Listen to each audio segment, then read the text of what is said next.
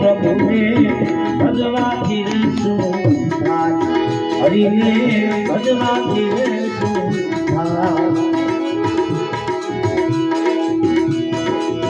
ભજવાથી રે હું થાય મનમાં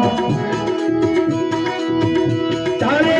મેલ ભયો રે મનાઈ પ્રભુને ભજવાથી રહેશું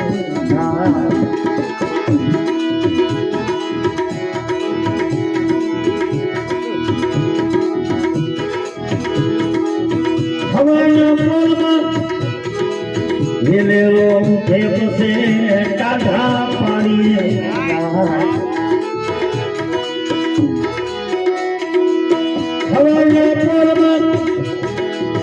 મેલો ઉઠે પસે કાઢા પાણી હવે ઓલો કાઢા પાણી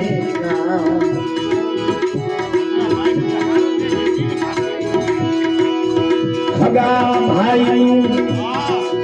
હાલ ન દેખે ભગા ભાઈ હાલ ન દેખે તો અંતરમાં લાગે રે ભાઈ પ્રભુને ભજવાથી રે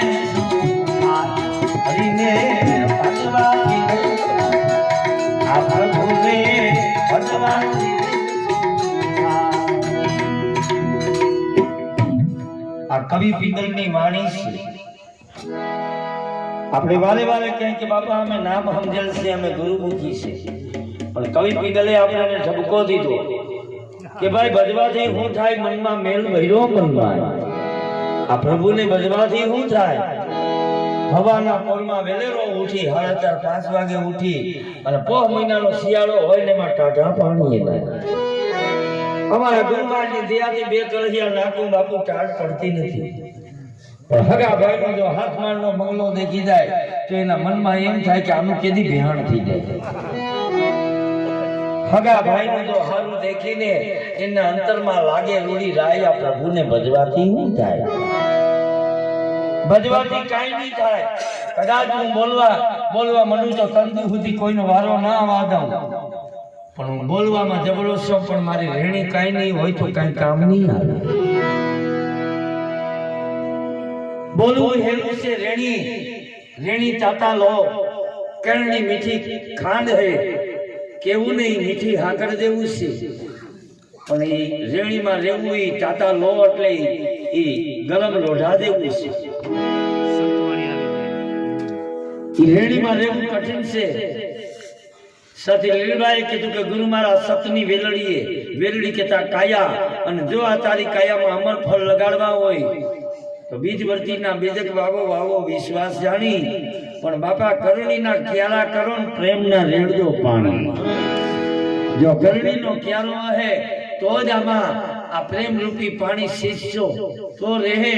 કરણીના ક્યારા કરો ને પ્રેમના રેડો પાણી ગુરુ મારા સતની વેલડી. એટલે સંતોએ આપણને વારે વારે ઠપકા દીધા, ભાઈ ભજવાથી કાંઈ નહીં થાય. ભજવાથી શું થાય? મનમાં મેલ ભર્યો મનમાં પ્રભુને ભજવાથી શું થાય? કેમ? ઈ કવિ પિંગલ કેવા લાગે? હું કેવા લાગે?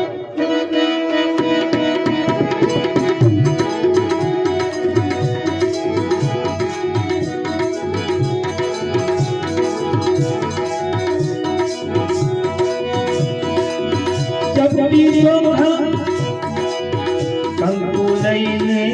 ઠાકર પૂજવા જાય,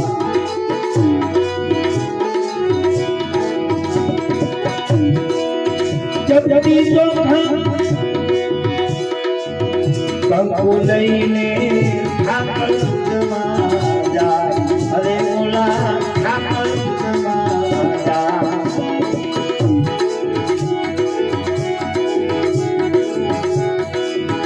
ઠાકરના બોલા ચાકર બની જાય, એને લૂટી લે આવે ખાઈ પ્રભુને ભજવાથી રહેશું. હરિને ભજવાથી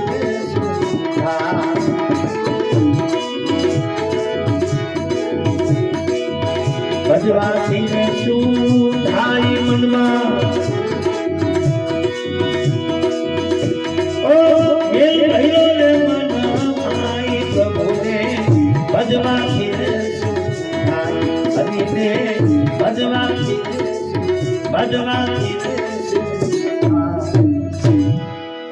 દાદો પિંગલ સ્વામી કેવા લાગે ચપટી ચોખા ચપટી કંકુ લઈ અને એ પ્રભુને એ મનાવા જાય એ ઠાકરના એ ચાકર બની જાય ને લૂંટી લૂંટીને ખાય આ પ્રભુને ભજવાથી કેમ દાતણ કરતા દુઃખ આવે નાવા ધોવાથી નખો જાય નાઈ ધોન જો તમે પૂજા પાઠ કરો તો તમારું જરા મૂળ થઈ જાય તમારી વાહે વાહ ન લે આ ગુરુ કબીર સાહેબ ની આ સાખી છે પણ દાદો કબીર સાહેબે ઉલટ વાત કરી દાતણ કરવાથી દુઃખ આવે નાવા ધોવાથી નખો જાય નાઈ ધોન જો તમે પૂજા પાઠ કરો તો તમારું જરા મૂળ થઈ જાય તમારી વાહે વાહ ન લે આ ઉલટ વાતને સુલટ કરીને આપણે સમજવું હોય તો શું કરવું દાતણ કરવાથી દુઃખ આવે ઉલટ વાતને સુલટ કરીએ દાતણ કરવાથી દુઃખ આવે દાતણ કરવાથી દુઃખ ના આવે તો દાતણ ન કરીએ તો મોઢું ગંધાય કોઈ પડખે ન બે દાતણ કરવાથી દુઃખ ના આવે દેખાદેખી કરવાથી દુઃખ આવે નિંદા ખોદણી કરવાથી નખો જાય શબ્દને સુરતા વિના બાપા જો પૂજા પાઠ કરો તો તમારું જરા મૂળ થઈ જાય શબ્દને સુરતા વિના પૂજા પાઠ કરો સવારે વેલા ઉઠી નાઈ ધોઈ અને પૂજા પાઠ કરવા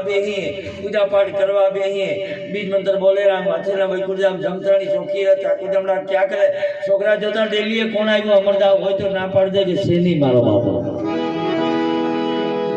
જો આવી પૂજા પાઠ કરવું તો આપણું જળામૂળ થઈ જાય સંતોએ કીધું કે ભાઈ 8 ને 32 ઘડીના 21,600 સુવાસા પણ બધાય સુવાસા આપણે સ્વાર્થમાં લઈ કોઈ એવો સમય કાઢો એવો ટાઈમ કાઢો એ 5 સુવાસાનું શ્રવણ કરો કોઈ એવો સમય કાઢો એવો ટાઈમ કાઢો 8 ને 32 ઘડીમાં યાદી ઉપાધિ મૂકી જગતથી પર થઈ એ પરમાત્મા હમી દોર બાંધી અને 5 સુવાસા 10 સુવાસાનું શ્રવણ કરો એ પરમાત્માનું શ્રવણ કરો અને પેલો જ નાભીથી શબ્દ નીકળે કે કોઈ ભલું કરતો હોય એ માણસનું મારા નાથ ભલું કરી દે ભલાના કરનારા ભલું કરી દે એ પરમાત્મા હમો દોર બાંધો સદગુરુ હમો દોર બાંધો એ 5 સુવાસાનું શ્રવણ કર્યું 10 સુવાસાનું શ્રવણ કર્યું તૈયા મા તોરલે કીધું પોતાના પુન વિના પાર પામહો ને ગુરુ વિના મુક્તિ જો કઈ પુન જમા હે કઈ બિલસ જમા હે તો કઈ આગુની ઓળખાણ થાય નહીં તો ઓળખાણ નહીં થાય એટલે કીધું ચપટી ચોખા ચપટી કંકુ લઈ ઠાકર પૂજવા જાય ઠાકરના ચાકર બની જાય ને એને લૂંટીને ખાય પ્રભુને ભજવાથી નહીં થાય કેમ એ પિંગલ બાપા એ પિંગલ સ્વામી કેવા લાગે હું કેવા લાગે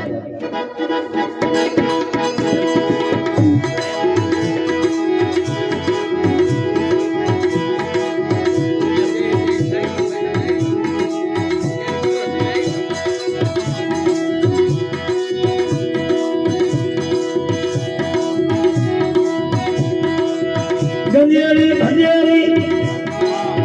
વેલા થઈ જાય ગાજા ફૂકે જાય અને ઓલા ગાજા ફૂકે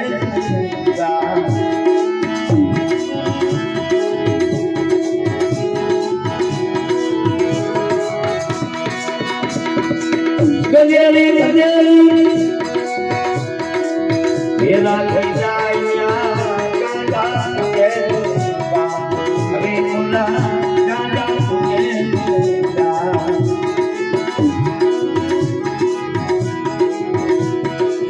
શિખામણનો એને જાજો ન લાગે ઈ ભડકીને છેટા જાય પ્રભુને ભજવાથી થાય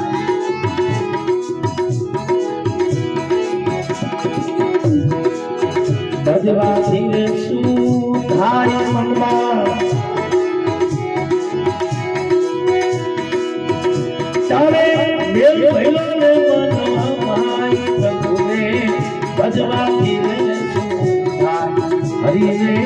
ભજવાથી રે શું થાય પ્રભુને ભજવાથી રે શું થાય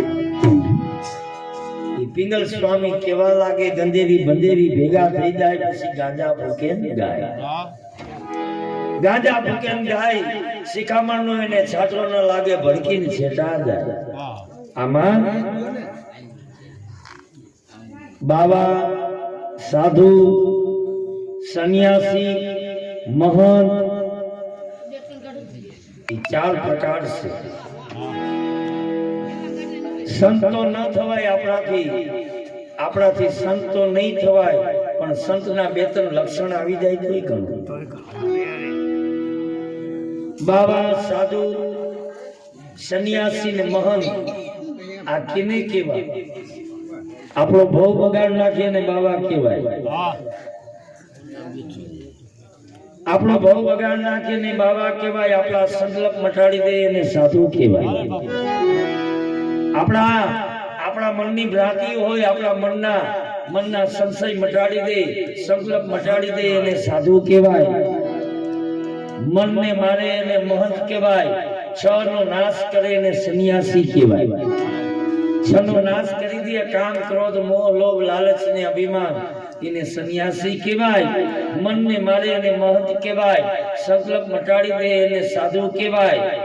અને ભેદ ન રાખી અને ભગત કહેવાય પછી કે ભાઈ વિઠ્ઠલભાઈ દુનિયા મને વાયક નહોતું ને કે મારે તો આવું હતું ભગતને કોઈ જાતનો ભેદ ન હોય કાને સંતોની અવાજ આવે સંતોની વાણીના શબ્દ આવે ઈ ખાટલામાંથી બેઠો થઈ જાય પછી ગમે ન્યા હોય પછી ન્યા વ્યવહાર હોય કે ન હોય ઈ ભેદ ન રાખે અને ભગત કહેવાય અને ઈ પિંગલ સ્વામી કેવા લાગે હમ કેવા લાગે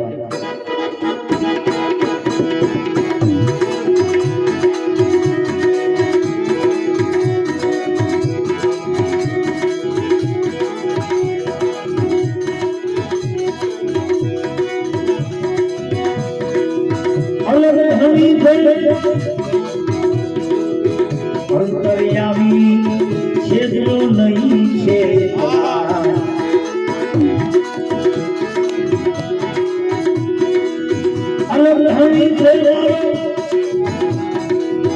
અંતર્યામી છેદરો નહીં છે કવિ પિંગલ કે સદગુરુ અધિલ્યો કવિ પિંગલ કે સદગુરુ અધિલ્યો નહીં તો ચોરાઈમાં જાય પ્રભુને ભજવાથી સુધા ભજવાથી સુધાય મનમાં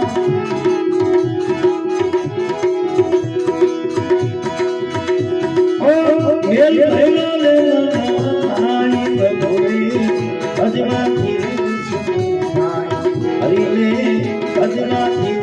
સુધાય પ્રભુને ભજવાથી સુધાય સદગુરુ મહારાજ